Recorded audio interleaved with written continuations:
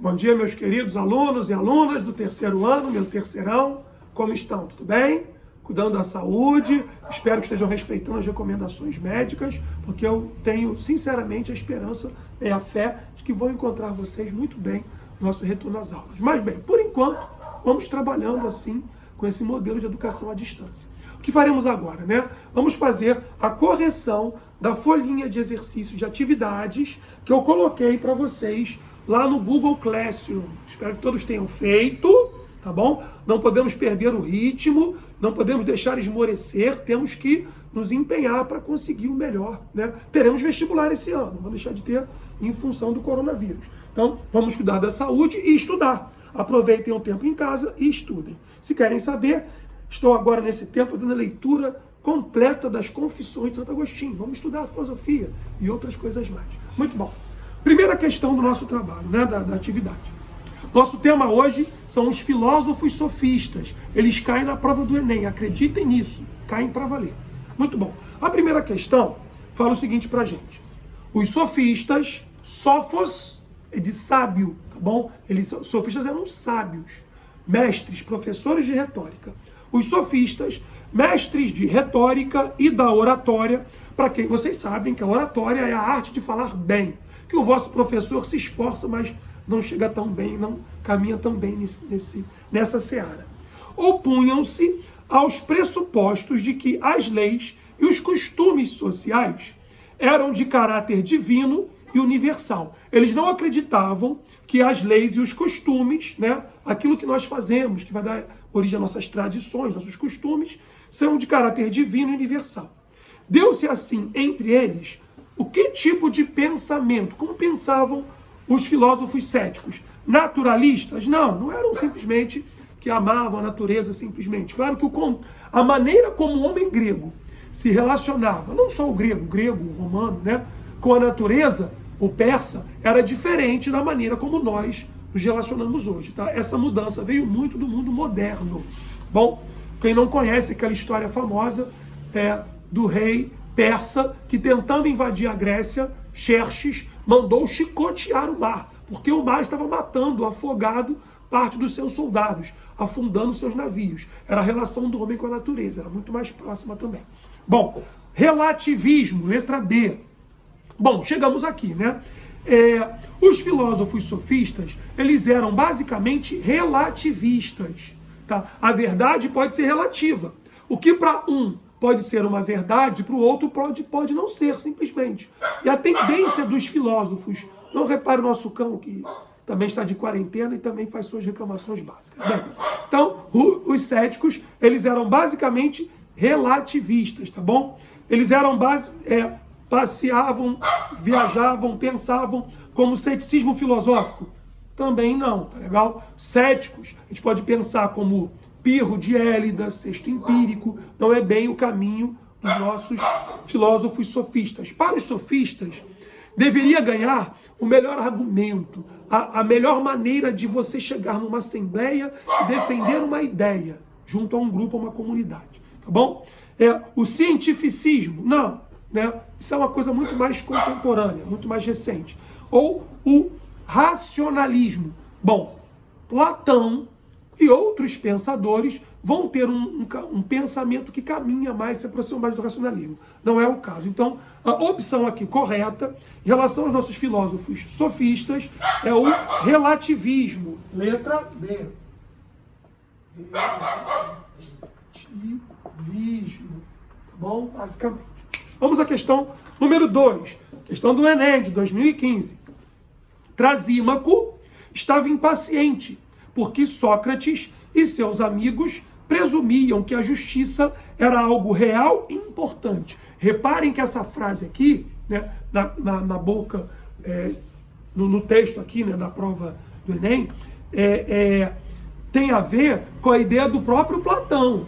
Platão, de algum modo, ele é um dogmático, porque ele entende que eu posso chegar a verdades categóricas.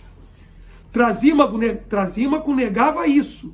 Em seu entender, as pessoas acreditavam no certo e no errado apenas por terem sido ensinadas a obedecer às regras da sua sociedade. Então, no fundo, para ele, O que nós entendemos como verdade, ou como certo ou como errado, segundo Trasímaco, no fundo são convenções sociais, são acordos, tá? São convenções sociais.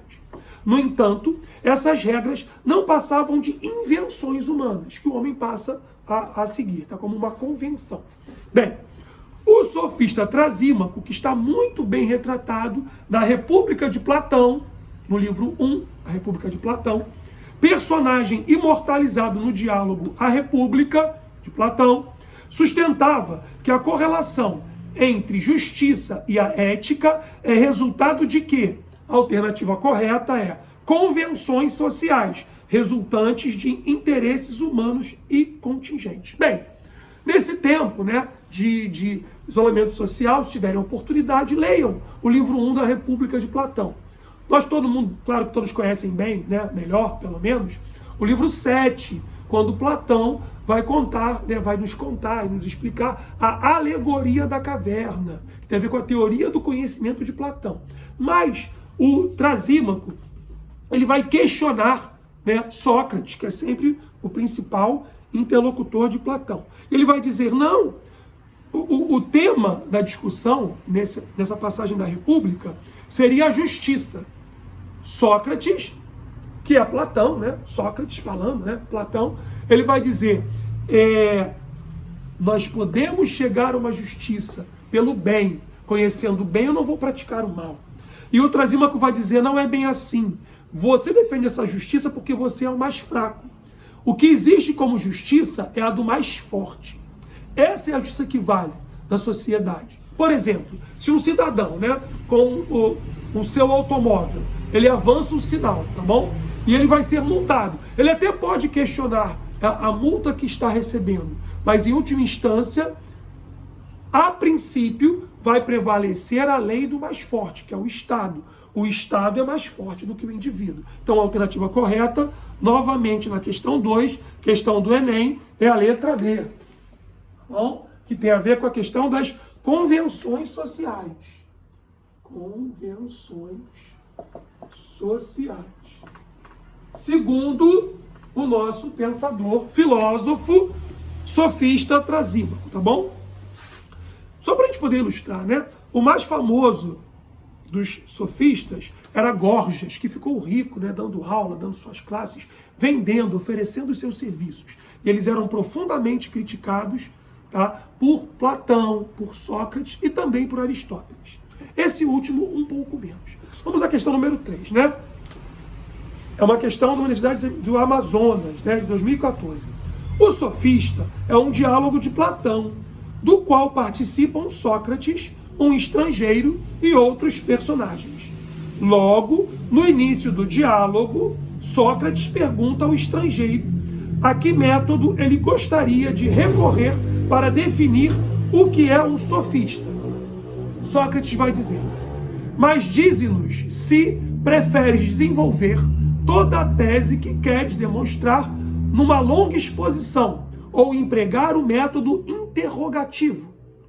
E o estrangeiro lhe responde, com um parceiro assim, agradável e dócil, Sócrates, o método mais fácil é esse mesmo, com um interlocutor. Do contrário, valeria mais a pena argumentar apenas para si mesmo. Então, o interlocutor, aqui no caso o estrangeiro, está convencido de que Sócrates tem uma boa oratória e que cabe conversar com Sócrates. Basicamente, né, o que nos chegou de Sócrates é que ele entendia o seguinte, né? Certa vez ele, caminhando pelas ruas de Atenas, encontrou um transeunte que não se agradava de Sócrates. E esse cidadão começou a xingar Sócrates, falou uma série de impropérios para Sócrates. Sócrates foi interpelado pelos seus discípulos. Mestre, o que farás com esse homem, né, que passa por você lhe xingando? E Sócrates vai dizer o seguinte, não vou fazer nada. Mas como não, mestre? Temos que acusá-lo, leve ao tribunal. Os gregos tinham um tribunal, onde cada cidadão deveria tomar o turno para se defender. E ele vai dizer, não vou fazer isso. Ele só me xingou, ele só falou esse monte de impropérios porque ele é um ignorante. Para Sócrates, né, sempre na boca de Platão, Só os ignorantes são injustos, porque os ignorantes fazem o que é errado, achando que estão fazendo o que é certo. Então Sócrates vai dizer, eu não vou abrir no processo contra ele. Ele faz isso por pura ignorância. Se ele conhecesse o que é o bem, o que é a verdade, ele não faria isso. O que caracteriza um pensamento filosófico dogmático. Bem, e aí vem o comando da questão. É correto afirmar que o interlocutor de Sócrates escolheu, do ponto de vista metodológico, método é o caminho, tá? O caminho que nós seguimos para construir um conhecimento.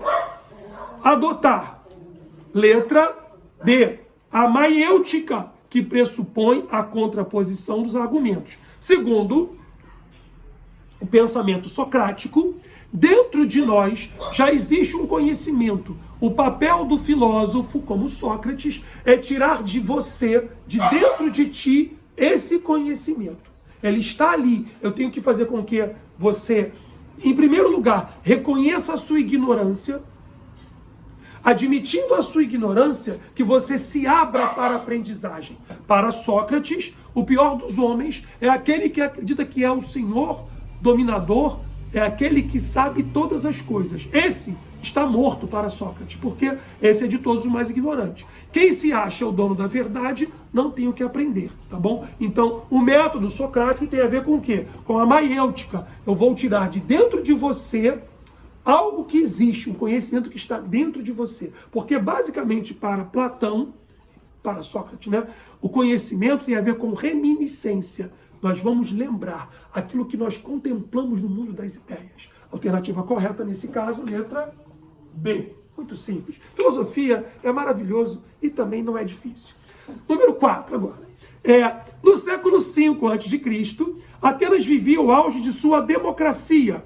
Demos, povo, grego, kratos, decisão. Né? Então seria basicamente decisão, governo do povo. A democracia, invenção dos gregos. Nesse mesmo período, os teatros estavam lotados. Afinal, as tragédias de Ésquilo, Sófocles e Eurípides, né, e as comédias de Aristófanes chamavam cada vez mais a atenção. Outro aspecto importante da civilização grega da época eram os discursos proferidos na ágora. Sabemos muito bem, e temos que saber o que é a ágora. Era a praça, né? O espaço público onde os gregos se reuniam para decidir ativamente os futuros, né, os rumos políticos da sua polis, da sua cidade, para obter a aprovação da maioria. Esses pronunciadores deveriam conter argumentos sólidos e persuasivos. Isso é a importância dos sofistas. Eles vão te ensinar, eles se propõem a ensinar aos cidadãos como chegar na ágora, como chegar num tribunal e aprender a defender bem os seus argumentos. Nesse caso, alguns cidadãos procuravam aperfeiçoar sua habilidade de discursar. Isso favoreceu o surgimento de um grupo de filósofos que dominavam a arte da oratória, a arte de falar bem. Esses filósofos vinham de diferentes cidades e ensinavam sua arte em troca de pagamento. Por isso eles são muito criticados por Sócrates, por Platão e por Aristóteles, e também por outros pensadores da época.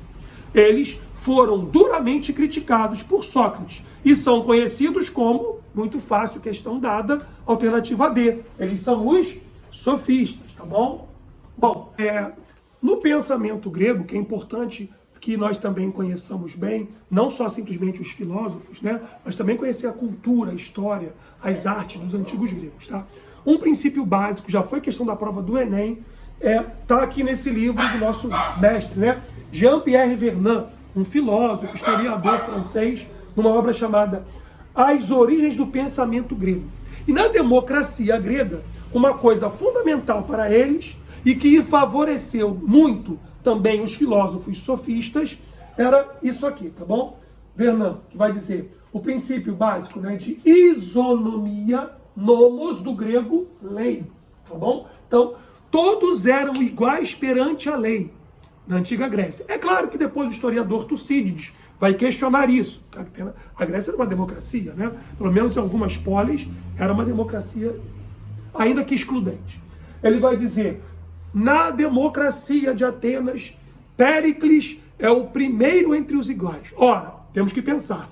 Se Péricles, o maior político, mais famoso pelo menos, né, do século V a.C., é o primeiro entre os iguais, então, se ele é o primeiro, há um segundo, há um terceiro, certamente um quarto. Então, nós temos uma igualdade na lei, mas nem sempre era assim que funcionava. Isso também vale para o nosso país, né? Mas, bom, o segundo seria a isegoria, o direito de igualdade no direito à fala. Quando os gregos se reuniam na ágora para discutir política, se o arauto abria, né, a sessão e depois ele permitia que os cidadãos, homens maiores de idade, tá bom? Que estivessem em dia com as suas obrigações políticas e etc. Não podiam ser estrangeiros, metecos, né? Tinham o direito da isegoria, que é a igualdade no direito à fala. Eu peço o turno e posso fazer um discurso na ágora, na Assembleia Grega, né? Então, a igualdade na fala. E a igualdade, né, na decisão, kratos, tá? No governo. Cada voto de cada cidadão grego vale 1. O voto de Péricles vale 1. O voto de um pentaconsomedino, alguém da classe média grega, vale 1. O voto de um teta, um remador, um homem simples, mais pobre, vale 1 também. Então, é a igualdade no direito à decisão. Isso é básico para o pensamento grego. Questão de Enem recorrente, tá bom? Isonomia, isegoria, isocracia. Pensamento do nosso mestre, né? Jean-Pierre Vernant. Por fim, temos a questão número 5. A construção da história requereu lutas contra as dificuldades naturais e grande capacidade de invenção. Muitas reflexões filosóficas foram importantes para pensar a condição da cultura.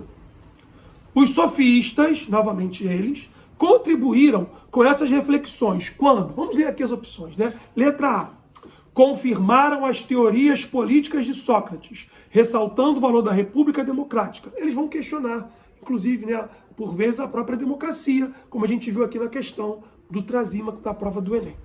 Letra B, ampliaram as dimensões da filosofia platônica, afirmando a força do idealismo estético para a arte. Eles não vão abraçar esse idealismo platônico, tá? Lembrem-se que eles eram profundamente criticados e eram vistos, segundo Platão, como seus inimigos.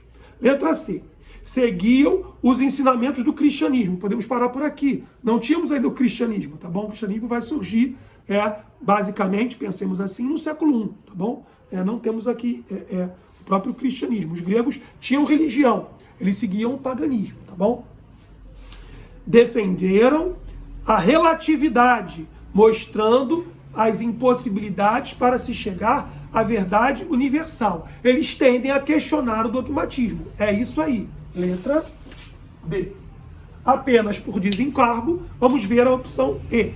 Criticaram as ideias de Aristóteles, embora aceitassem suas reflexões sobre os fundamentos da verdade. Eles querem também questionar essa ideia das verdades, né, categóricas, dogmáticas, absolutas, tá bom? Os filósofos como Platão, que vai montar a sua academia, ou Aristóteles, né, que também vai montar o seu liceu, eles têm, de algum modo, eles buscam verdades categóricas, né? Como vai dizer, por exemplo, Aristóteles.